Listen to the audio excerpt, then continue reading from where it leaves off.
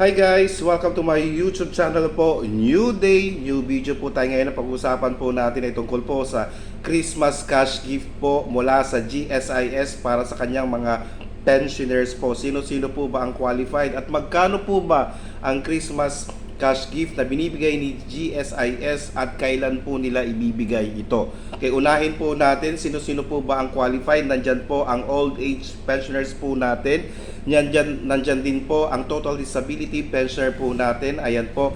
Pero sino po yung mga hindi qualified? Hindi po kasama dito. Ang mga survivorship pensioner, hindi po kasama.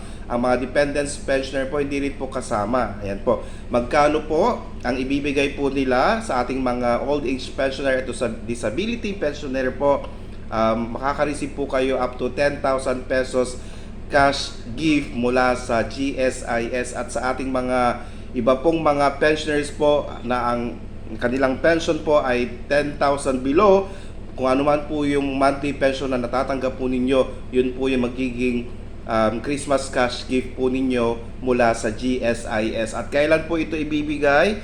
May bibigay po ang Christmas cash gift mula sa GSIS po ngayong first week po, December 1 up to 5. Kaya nga po i-check nyo po, December up to December 5. Pakicheck po ang inyong mga ATM cards or accounts po, kasi po may mga iba po mas maaga pong nare-release ang kanilang mga Christmas cash gift po, depende po sa bangko po natin. Ayan guys, so i-check nyo po within December 1 to December 5, makukuha nyo na po ang inyong GSIS Christmas cash gift po. Ayan po, so sa ating mga old age pensioners po and total disability pensioner po, abang-abang na po tayo by first week po ng December. Sana po nakatulong po ako. Please do not forget to subscribe, like, and share para po lagi po kayong updated sa ating mga videos. Maraming salamat po and stay safe.